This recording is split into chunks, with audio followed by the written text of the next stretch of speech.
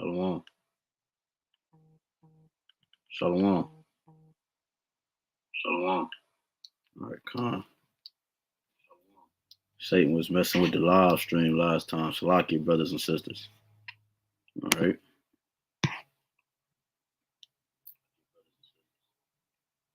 All right. So let's try this again. All right. We're going to start off, of course, giving honor and glory, infinite praise and worship to our power. Yahawah, BAHASHAM, YAHAWASHI, BAHASHAM, HAQADASH. Double honors to our apostles, our elders, a great millstone who will well teach you on sound doctrine. Strong shalom to the hopeful elect and the rest of the large multitude of men, women, and children that the Lord will have mercy on in these last days. Okay. It's your brother HAQADASH coming to you from the GMS Cleveland branch here in Cleveland, right? um, with another lesson, going into Daniel 2 and 45. All right. That stone that will beat to powder. Okay. And what you're going to realize and what you're going to find out is that that stone that will beat to powder is talking about our Lord Yahawashi, man. All right. Now, we're going to just dive right into it. All right. Now, what I want to do before I actually, matter of fact, I'm going to read the verse and then I'm going to jump up real quick and jump back down. Okay. This is Daniel chapter 2 and verse 45. For as much as thou sawest that the stone was cut out, matter of fact,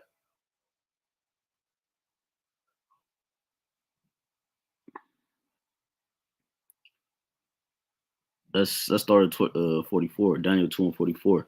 And in the days of these kings shall be the power of heaven set up a kingdom which shall never be destroyed. All right. It says,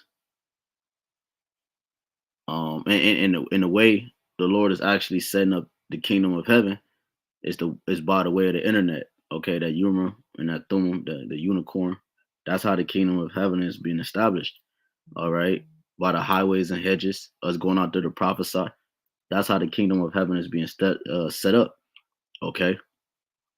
Just for edification, it says which will never be destroyed. Okay, a kingdom that's coming will never be destroyed, and the kingdom shall not be left to other people, but it shall break in pieces and consume all these kingdoms, and it shall stand forever.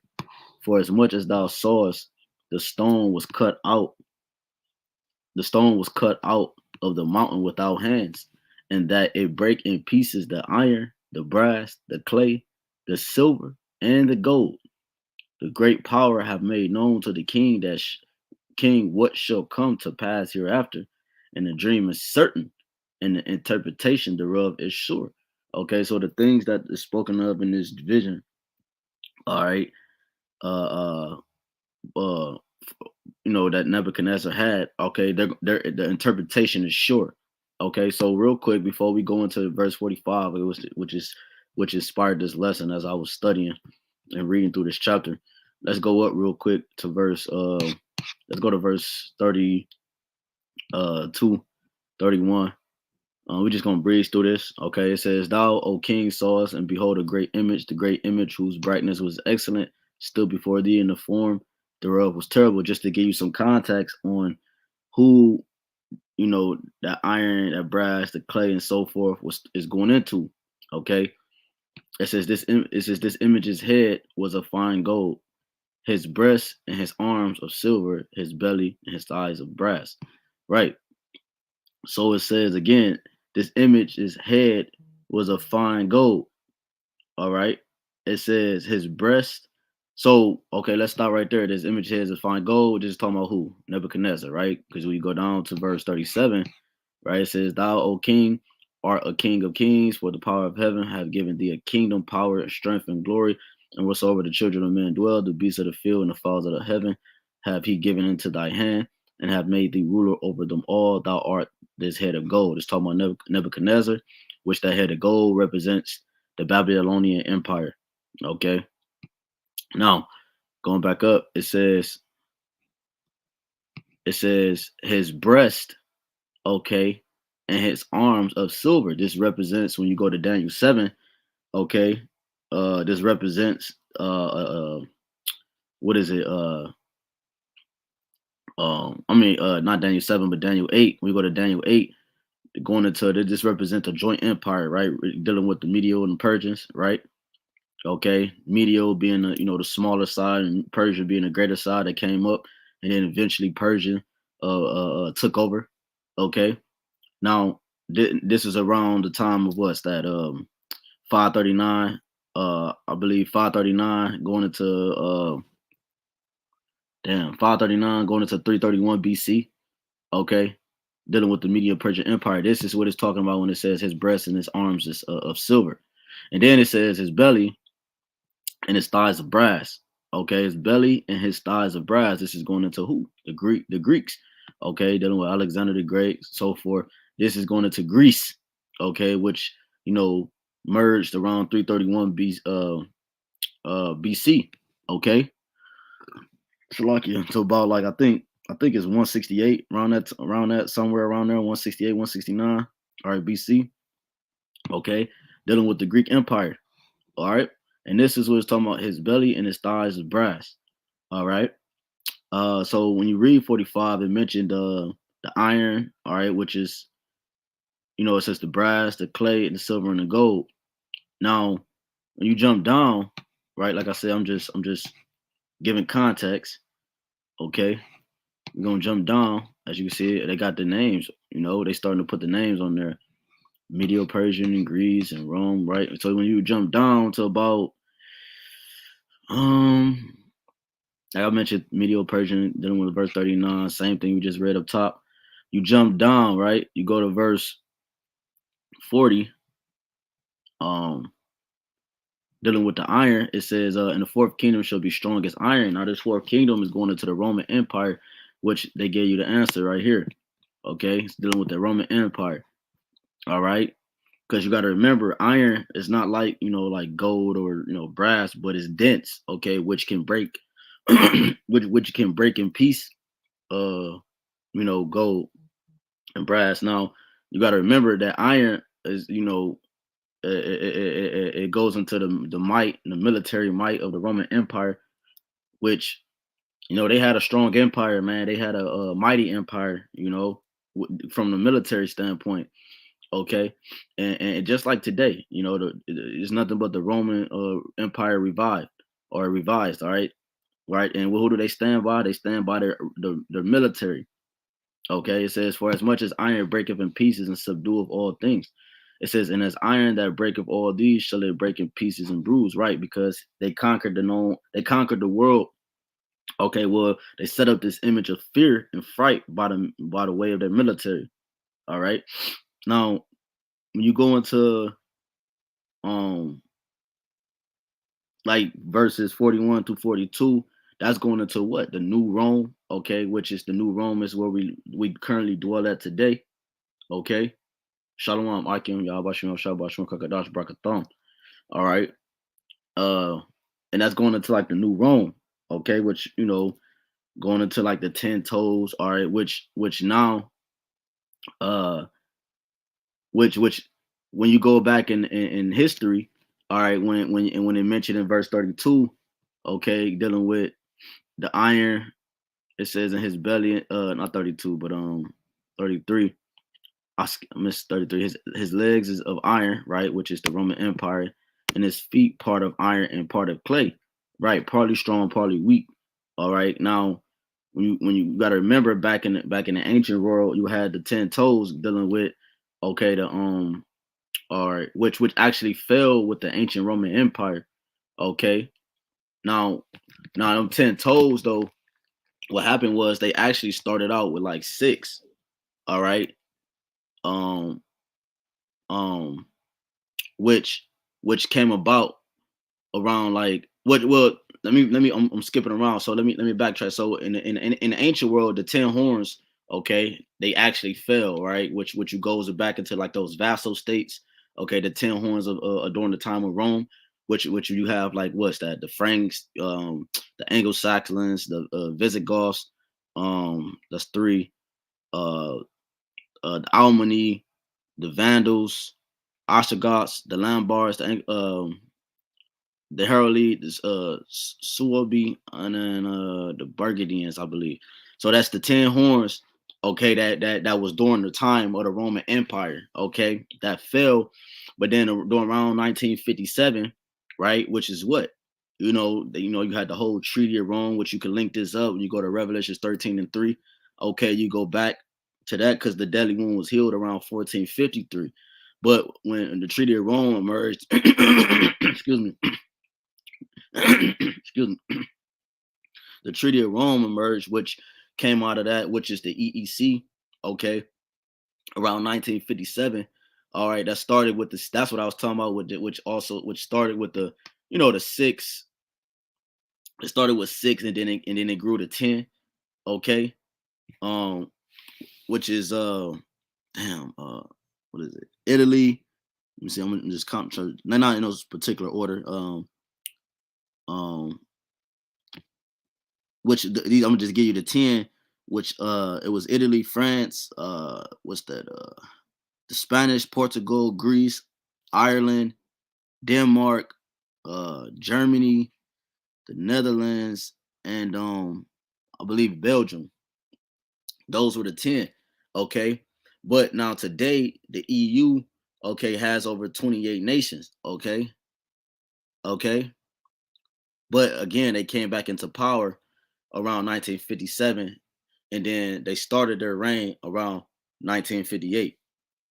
Okay, so that's what this just a quick history on just some quick history on who the iron, the clay, the thigh, the brass, all that is talking about, and what Yahawah this verse right here is going into.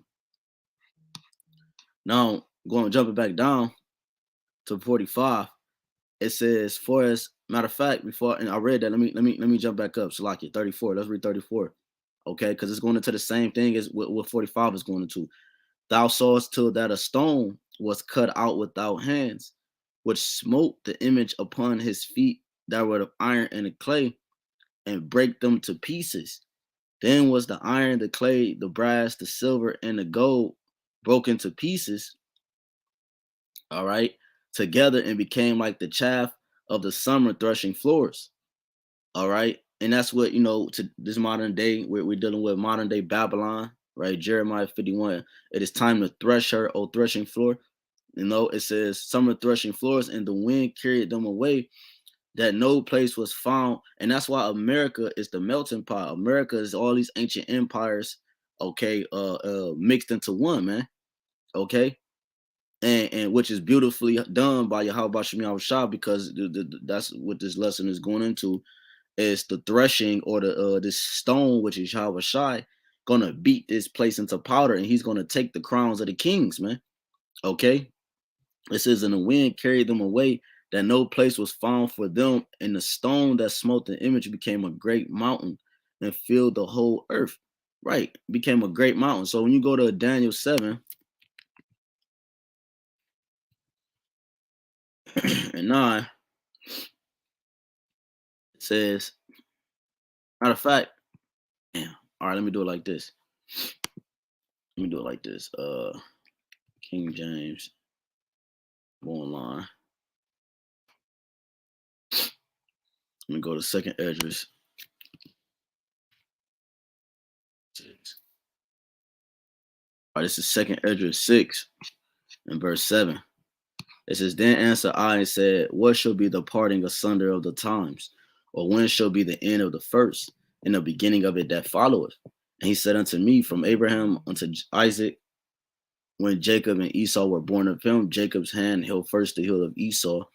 For Esau is the end of the world, and Jacob is the beginning of it that followeth.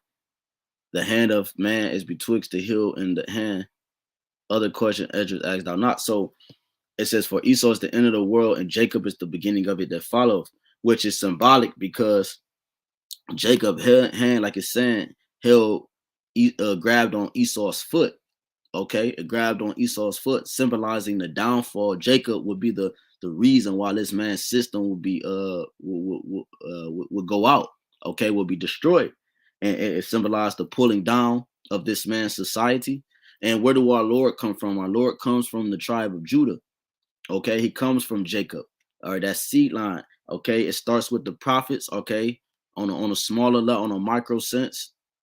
the macro sense is it's Yahawashi, because ultimately Yahawashi is the one, and the Holy Spirit is the one that gives us gives us knowledge, wisdom, understanding, okay, of the heavens and what He's coming to do. Because we're just vessels. We're here to warn and tell these people what Yahawashi is actually coming to do, because He's the one that's doing it.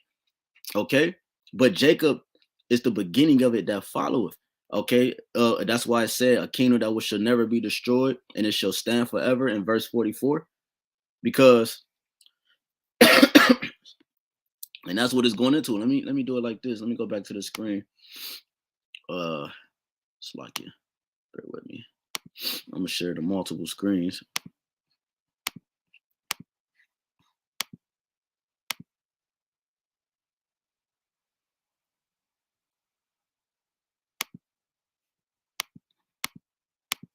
All right, so we're gonna do it like that. Lord willing, that works. Let me see.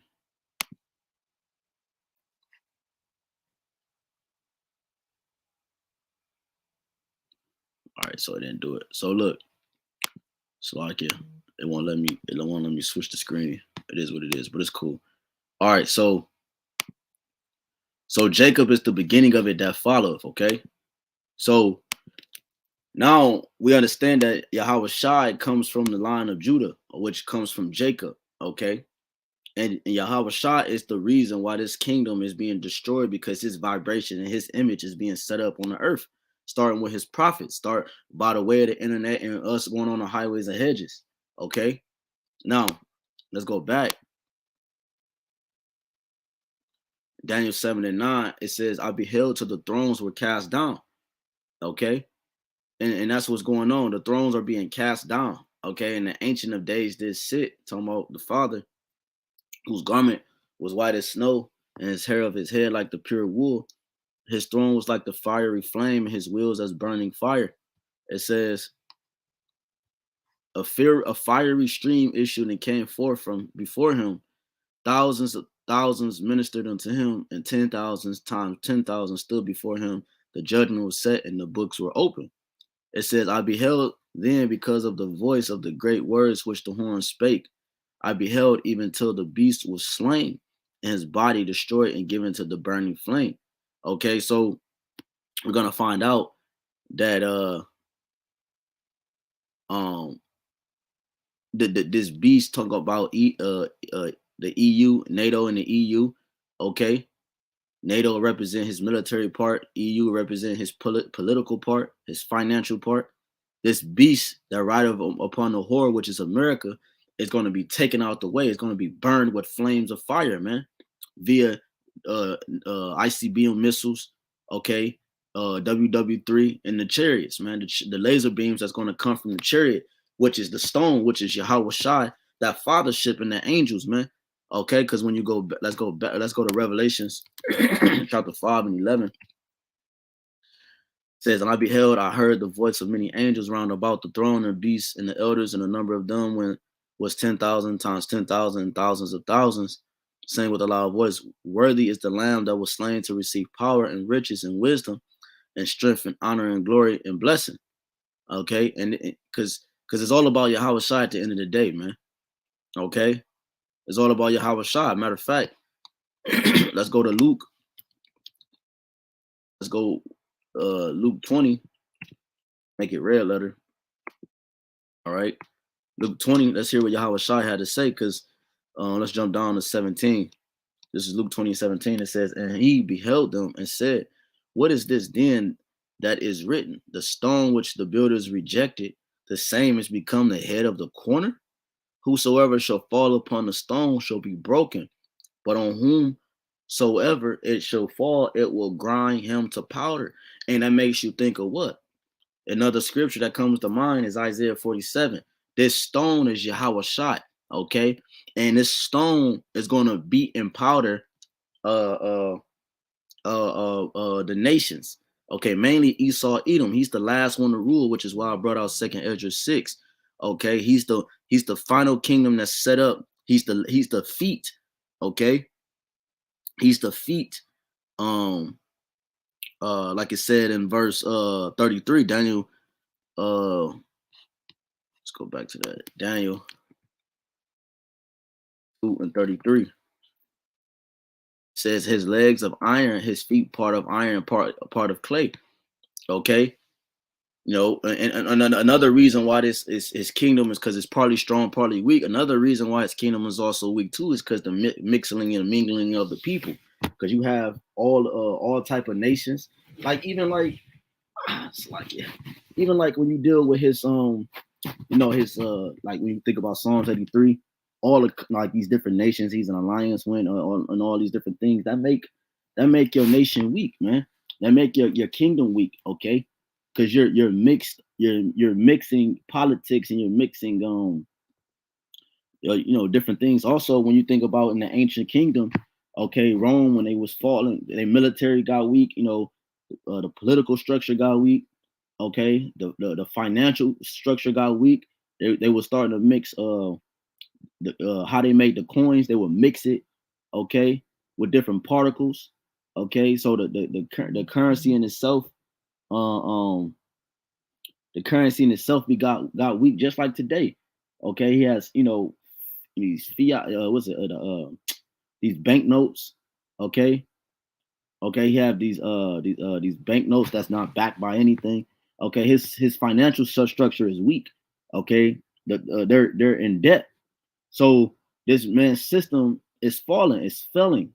Okay, which he figured that if it can be like this, he can issue in another thing and and continue his reign. But see, this is how powerful the devil is because he didn't learn from his past. When this structure was trying to be implemented, it failed.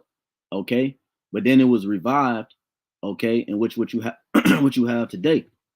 Okay, you have something called the Renaissance, the rebirth, right, and so forth.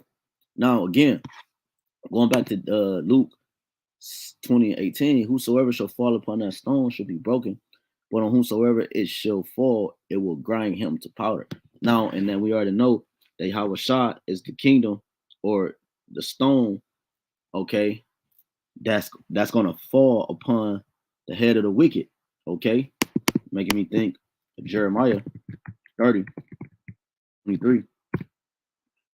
It says, behold, the whirlwind of the Lord go forth with fury, a continual whirlwind. It shall fall with pain upon the head of the wicked. So this stone is gonna fall with pain. Like you think about something that's real high and it comes fast and it hits its target, it thrashes it, it breaks it to powders, and that's what Yahawashi is coming to do. He's gonna enter the atmosphere and he's gonna grind to powder Esau Edom. Everything that upholds a Edomite mindset, from his doctrines, from his all the vibrations he pushed in the world. Okay, it says the fierce anger of the Lord shall not return until he have done it, and until he have performed the intents of his heart. In the latter days ye should consider it, and that's why I read 206, because we're in those times. We're in the latter days, and the things that's being spoken, like it said in the vision, it said these things are sure. All right, their interpretation in 45, Daniel 2:45, at the last part, these things are sure. So the Lord word is not going to come back and return until the things that he has said is accomplished. All right. So let's go back to Daniel. Let's read it and let's get some precepts on the stone. This is Daniel 2:45. All right. So it says, for as much as thou sawest the stone was cut out of the mountain without hands. Again, so this stone, this rock, all right, offense, this rock is YAHWASHI. When you go to 1 Corinthians 10:4, it says, and did all drink the same spiritual drink, for they drank of that spiritual rock that followed them, and that rock was Hamashiach. So it's the same thing we know. Like we're drinking of this spiritual food, being the scriptures, this spiritual meat. We're eating of the spiritual meat, which is the scriptures, the eating the whole roll. Okay, and YAHWASHI, Psalms 119 and 105, is a lamp unto our feet, is guiding us. Okay, and that rock that's guiding us is going to be the same rock that when it's time, it's going to fall upon the head of the wicked. These elites, okay, they're the ones that is upholding society or the philosophy and the concept of this society, man. Okay, so Yahawah is that rock. When you go to Isaiah 28, it says, "Woe." Let me go down to the point. Isaiah 28:16. It says, "Therefore, thus said the Lord power, behold, I lay in Zion for a foundation, a stone, a tried stone, a precious cornerstone, a sure foundation. He that believeth shall not make haste." Okay, so that this foundation, that stone, this cornerstone is Yahweh Shai. He's where we build our foundation. Okay, and that vibration, because Yahweh Shah talked about are not being built on a sturdy foundation. So when the waves come and the wind blow, it's knocked off his axis, it's knocked off his course because it wasn't rooted. And he also told you that in Matthew 15 and 13, that what my father have not planted should be rooted up. So if you're not, yeah, he also said in St. John 17, it's like in St. John 15, that that without him you can do nothing. So he is the foundation, and we're rooted in Yahweh Shai, the knowledge, wisdom, and Yahweh, the knowledge, wisdom, and understanding of Yahweh Shai, which is allows us to be properly rooted. So when these wind and the floods of the enemy, he come down like a wrath, come down with wrath, with great force, and or the nations and all these different things that's about to happen in the world, they don't knock us over. We stand strong, man. Okay. Now, when you think about First Peter, let's get in some couple precepts on Yahweh Shai being what's that? First Peter 2. Let's go to 7. First Peter 2 and 7. Unto you, therefore, which believe he is precious, but unto them which be disobedient, the stone which the builders disallowed, the same is made the head of the corner, and a stone of stumbling. You see, and Yahweh Shai is the stone of stumbling, man. Okay. It says, in a rock of offense, even to them which stumble at the word, being disobedient, whereunto also they were appointed. Yahweh Shai is the topic of conversation, man. Okay, because that's what this whole thing is about. When you read it, Revelations 11, it says where they crucify our Lord. They're crucifying our Lord by what? That chai. Okay, going to that karax or that chai, all right, which they Xing out the image of the Lord. Okay, they're Xing out the prophet. They're trying to silence the prophets. Okay, they're trying to, put down his image or what he looked like, what he stands for. Okay, true judgment. That's Xing out the Messiah, man. All right, and then also coming in his likeness, saying, "You said, Lord Yahweh shall warn us of that many shall come in my name, saying, I am He." Believe him not. So this is how they're Xing out the Yahweh Yahweh Shah by the way of his philosophies, his doctrines, his political, and all these different things, and mainly he's trying to make it where he know for sure you're down with his agenda and his program by giving you that karax, that giving you that cave in your hand, man. All right, that kawar. All right. When you go to Isaiah, let's get Isaiah 8. This is Isaiah 8 and 14. And he shall be for a sanctuary, but for a stone of stumbling and for a rock of offense to both the houses of Israel, for a gin and for a snare to the inhabitants of Jerusalem. And many among them shall stumble and fall and be broken and be snared and be taken. You see, because that's what Yahweh Shai. So you got to remember Yahweh Shai, like it's saying right here, because you're gonna have Israel, that 2/3 gonna be cut off. You see, of our own nation, of our own people. So why? Because Yahweh Shai, he comes with a certain vibration. He comes with salvation. He shall save his people. Matthew 1 and 21. He is salvation. So the ones that is truly walking in his image, his doctrine, Colossians 1, presenting every man perfect, okay, they're going to receive the full get down of Yahweh Shai, man. And they're not going to be offended. When you go into that word offended, it means it means stumble, a stumbling block.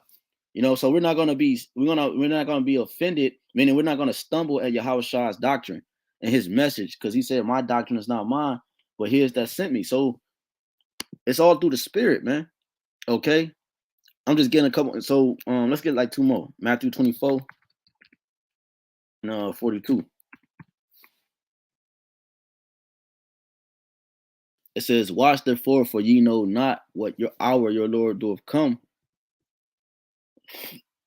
It says, damn, not Matthew 24, Slacky.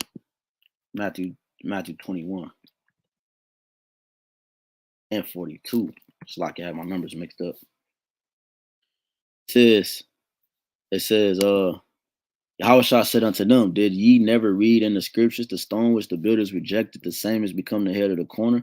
This is the Lord's doing. You see, this is the Lord's doing, and it is marvelous in our eyes. Therefore say unto you, so the Lord is the one bringing down Esau, Edom. He's the one that's going to use Yahushua to break in pieces the nations. The same has become the head of the corner. This is the Lord's doing. It is marvelous in our eyes. Therefore I say unto you, the kingdom of the Most High shall be taken from you and given to a nation, bringing forth fruits thereof. And whosoever shall fall on this stone shall be broken, but on whosoever it shall fall, it will grind him to powder. That goes for 2/3 of our own people, okay? Because he was talking to the scribes and Pharisees at this point, but it also applies to the nations in Esau, Edom. They're gonna be beaten to powder, man. Let's get one more on that. On this stone being Yahawashi, Psalms 118. Yeah, Psalms 18. And jump down to the point, I think 22. Let's start at 21. I will praise thee, for thou hast heard me and art become our salvation. The stone which the builders refused to become the head stone of the corner. And this is what Yahushua kept quoting. You see, he's become the head of the head stone of the corner. Okay, which this foundation is what the foundation of the heavens, man. Okay, by the will of Yahawah, right? And which is Israel's the two-third of nations and Esau's destruction, and at the same time is one of the elect and a large multitude salvation. You see, and Yahushua is gonna beat and powder. Let's go to Isaiah 47. The nations come down and sit in the dust. O virgin daughter of Babylon, sit on the ground. There is no throne. O daughter of the Chaldeans, for thou shalt be no more called tender and delicate. Right? Come down, sit in the dust. The Lord is going to beat thee to powder, man. Okay? He's going to beat you to confusion. Okay? That's what Yahushua is coming to do. He's coming to put down this concept of an Edomite, man. When you go to 1 Corinthians 15:24, the Lord said, then cometh the end, when he shall have delivered up the kingdom of the Most High, even the Father, when he shall have put down all rule and all authority and power. You see, the Lord is coming to do, he said, for he must reign till he have put all enemies under his feet. The last enemy that should be destroyed is death. And we all know the scriptures say Esau is as death, or Edom is as death. Okay? He's the wicked. Okay? He's the curse of the earth, the virus of the earth. All right? It says, um,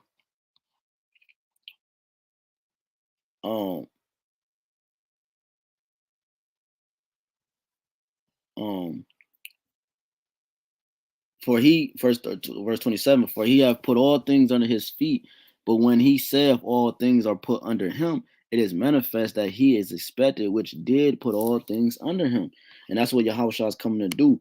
Okay, like I said, it starts with the prophets, it starts with the, by the way of the internet, okay, the us being on the highways and hedges, okay, being a mouth of Yahweh, why Yahushua, since the foundations of the world, okay, and he's doing that for the calculation, all right, That's and then he's bringing plagues and uproars of the people, earthquakes, and all these different things. This is how he's visiting the earth.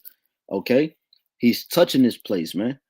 Because it said, in Isaiah 47, "O virgin daughter of Babylon," and this place has never been touched. You go to, I believe, Psalms 137. Edom is likened to the daughter of Babylon, and a daughter. The scriptures say a daughter is as her mother.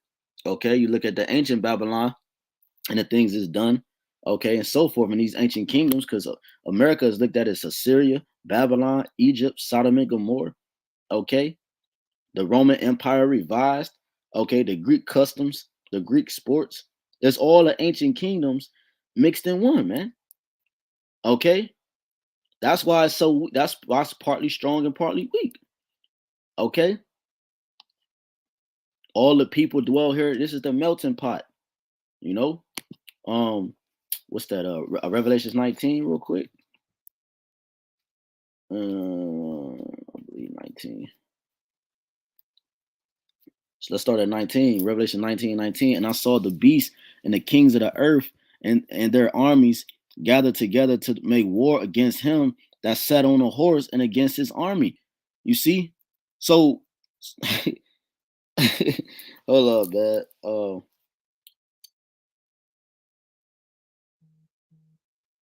Man, this whole chapter fire.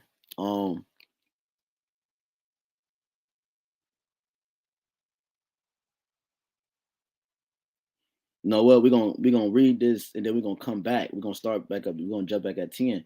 Let's say it says and the beast was taken with him the false prophet, right, going into the Catholic Church, okay, and the Catholicism agenda, false prophet that wrought miracles before him, with which he deceived them that had received the mark of the beast, okay, and them that worshipped his image, okay, this man's system, his philosophy, and ultimately by making a stamp of servitude, taking that karax, okay, the karak mati, right? And them that worshipped his image, these both were cast alive into a lake of fire burning with brimstone.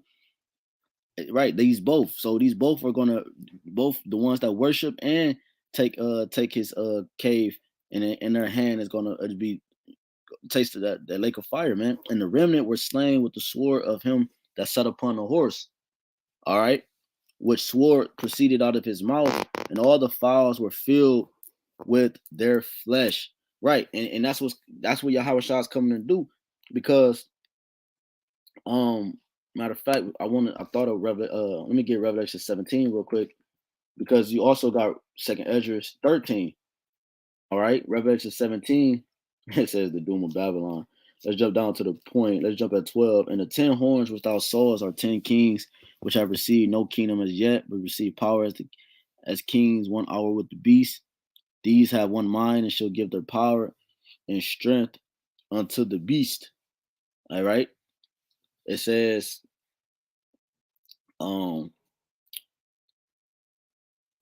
14, these shall make war with the Lamb. Okay. And you're gonna have NATO making war with Yahawashi, man. Okay, these shall make war with the Lamb, and the Lamb shall overcome them.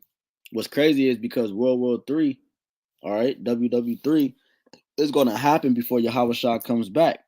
He's gonna come in the middle of WW3, man. Okay, so that's how we know we're close.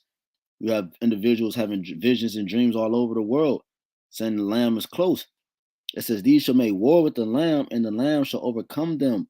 For he is Lords of lords, King of kings, and they that are with him are called and chosen and faithful.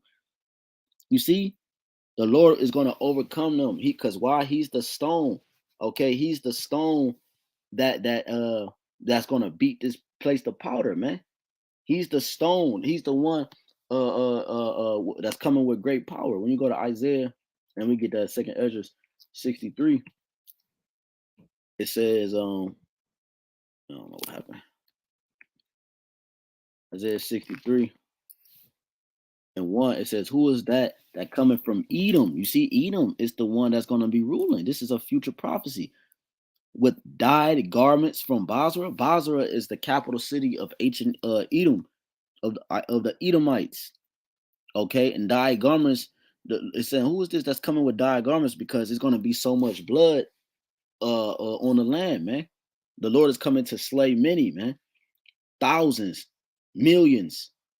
It says, this that is glorious in his apparel, traveling in the greatness of his strength, right? That fathership, and we're about to get it in Daniel 12 with Micah Allah, Matthew 24, traveling in the greatness of his strength.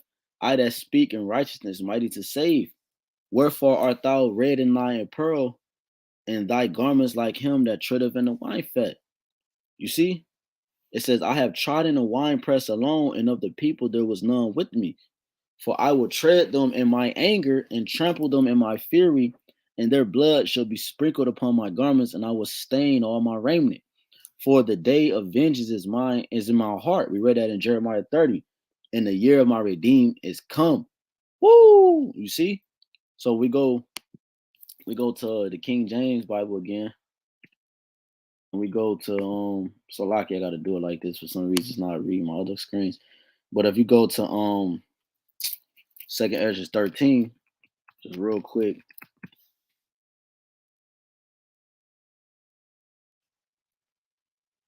Second Ezra 13. And 1, it says, and it came to pass after 7 days, I dreamed a dream by night, and lo, there arose a wind from the sea that it moved all the waves thereof. Right? Because go back to Daniel 2:45, reading that second part. It says,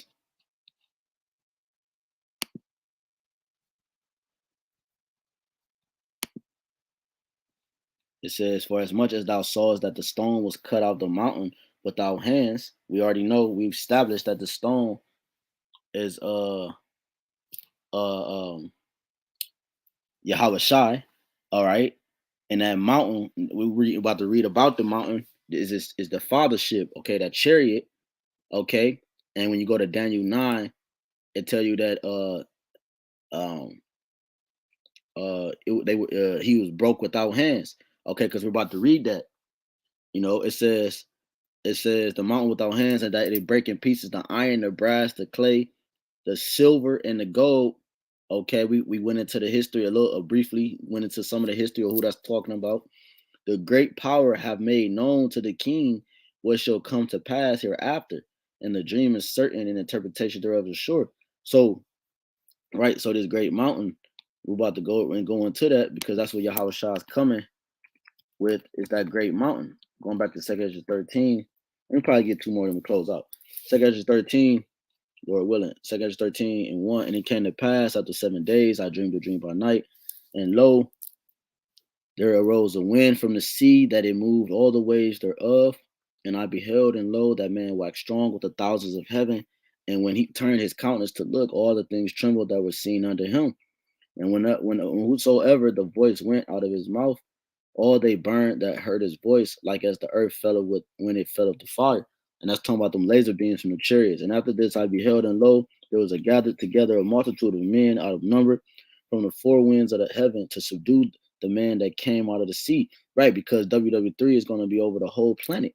Okay, the whole planet is going to be at war, man. That's why I say it's the four winds of the sea. I mean, four winds of heaven. It says, behold, but I beheld, and lo, he had graved himself a great mountain and flew upon it, up upon it. And that's what we was reading about in Daniel 2:45. It said he was cut out of the mountain, okay, without hands. You know, it makes you think about the fathership that he's coming with, man. All right, it says, and flew upon it, and but I beheld. It says, but I would have seen the region or place whereof the hill was graven, and I could not. And after this I beheld, and lo, all they which were gathered together to subdue him were so afraid, and yet durst fight, because it's by the will of the Lord. You see, it doesn't matter. That's why everybody that's in the ARMY, they're gonna perish. Every single one of them, man. You know, if you're a brother, you know, that take heed to the doctrine, but you wrapped up in it, you got to get out of there, man, because they're gonna have no choice but to fight against Yahawashi. But Yahawashi is not gonna spare you, man. He's not gonna say, "Oh, there you go, right there. Let's get him." You know what I'm saying? I mean, we don't know what the Lord going to do, but the point is that the Lord is not coming to talk and to negotiate. He's coming. When he comes, he will not meet thee as a man. We didn't read it in Isaiah 47, but he's coming. Matter of fact, man. Matter of fact. Let's read that one more time. It's Isaiah 47. Let's go back real quick. For the sake of time, let's go straight to the point. Let's continue. 2, take the millstone and grind meal, because Yahawashi is that great millstone, hence the name, which is through the spirit of the name of our camp, great millstone. Take the millstones and grind meal, uncover thy locks, make bare the leg, uncover the thigh, pass over the rivers. Right, he's been exposed. He is ashamed now. Thy nakedness shall be uncovered, yea, thy shame shall be seen. I will take vengeance, and I will not meet thee as a man. You see, so the Lord will not meet thee as a man. He's coming with full angelic demon-like power, man. Okay? Going back to 2 Corinthians 13, it says, 9, and lo, as he saw the violence of the multitude that came, he neither lifted up his hand, nor held sword, nor any instrument of war. Mentioned Daniel 9. It says, let me get that real quick. I mean, Daniel 8. I believe 8 to 8, 24. Daniel 8, I said Daniel 9, it's like Daniel 8 and 24. And through his policy also he shall cause craft to prosper in his hand, and he shall magnify himself in his heart, and by peace shall destroy many. He shall also stand up against the prince of princes, but he shall be broken without hand. You see? So he's going to be broke without hand. Yahawashi is not going to lift up any instrument of the war. It says 10, those laser beams is going to zap everything. But only I saw 213 and 10, but only I saw that he sent out of his mouth as it had been a blast of fire, and out of his lips a flaming breath. And out of his tongue he cast out sparks and tempests, and they were all mixed together, the blast of fire, flaming breath, and the great tempest, and fell with violence upon the multitude which were prepared to fight. Jeremiah 30. And burned them up every one, so that upon a sudden of an innumerable multitude among nothing was to be perceived, but only dust and smell of smoke. When I saw this, I was afraid. You see, the Lord is coming to beat and powder the nations, man. Okay, that's what the stone is coming to do. Dust, create dust. All right, stubble. Okay, stubble. When you go to Obadiah 18, so I can.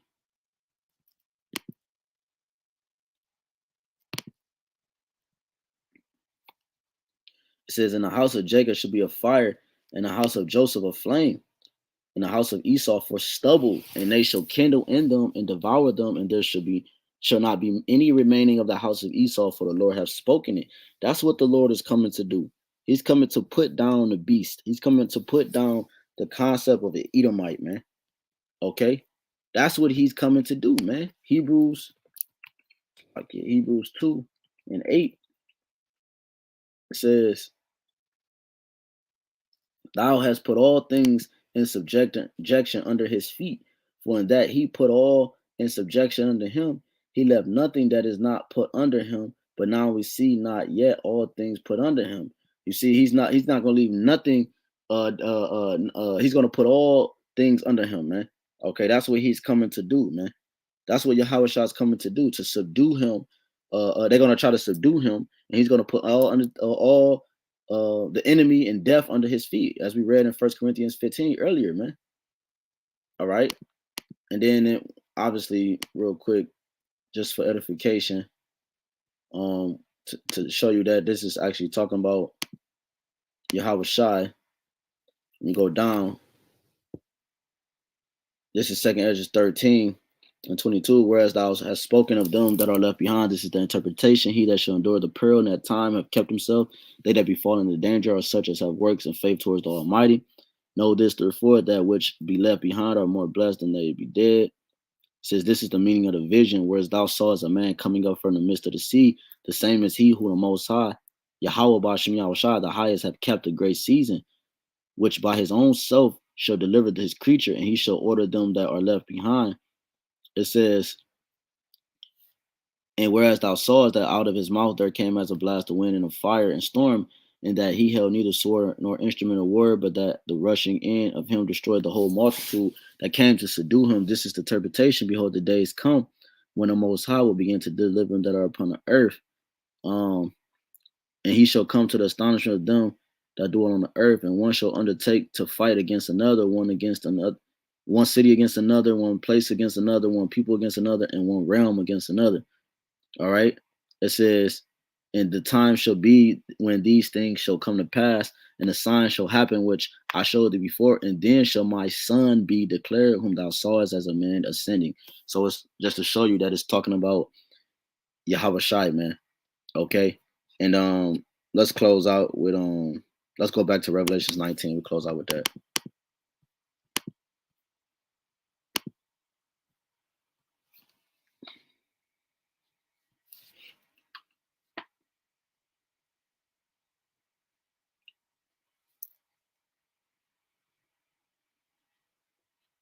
All right, this is Revelations.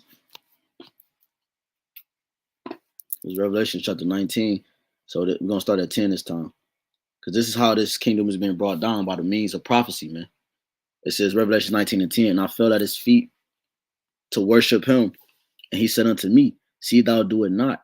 I am thy fellow servant and thy brethren that have the testimony of Yahawashi, worship the Most High. For the testimony of Yahawashi is the spirit of prophecy. Okay? It's the spirit of prophecy. That's what's bringing this stronghold down. That's going across the four corners of the earth via, like I keep mentioning, the highways, the hedges, the unicorn, the internet, like it says in Psalms 19, so forth. And I saw upon Salaki, and I saw heaven open, and behold, a white horse, and he that sat upon him was called Faithful and True. And righteousness he doeth judge and make war, right? He's coming with great power, righteous power. That's what the horse represents. Okay, and white meaning holy. He's coming with a righteous vengeance. His eyes were as a flame of fire, and on his head were many crowns. And he had names written that no man knew but he himself. So the point was, on his head were many crowns, because he's coming to subdue. Okay, he's coming to take the kingdom. Okay, no, he listen to the words. He's coming to take the kingdom. The saints shall take the kingdom. He's coming to take the kingdom, man. That's why on his head is many crowns. Okay, he has every man is put down, man. Any man that's considered a ruler is put down. Okay, and he's coming to establish himself on the earth, man. His kingdom, his people. Okay. It says, and he was clothed with a vesture dipped in blood. We read in Isaiah 63, Isaiah 47. And his name is called the Word of God, or the Word of Yahawah. It says, the armies which were in heaven followed him upon white horses, clothed in fine linen, white and clean. And I didn't bring it out, but I quoted it, Daniel 12 and 2 and Matthew 24.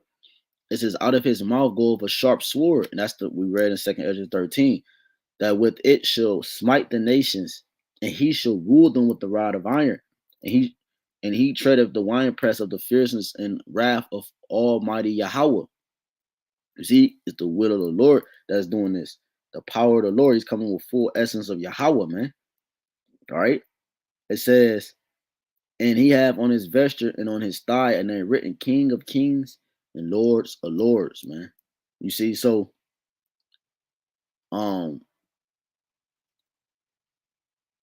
yeah, I guess we could just go all the way down to 18 again. And I saw an angel standing in the sun, and he cried with a loud voice, saying to all the fowls that fly in the midst of heaven, come and gather yourselves together unto the supper of the great power. See, the whole world is yearning for this day, this moment, man. Okay.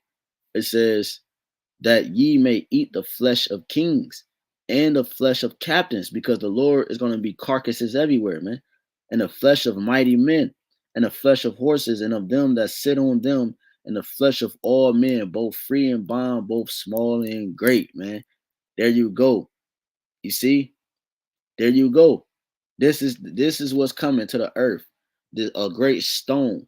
They saw a chariot, okay, that's bigger than the earth.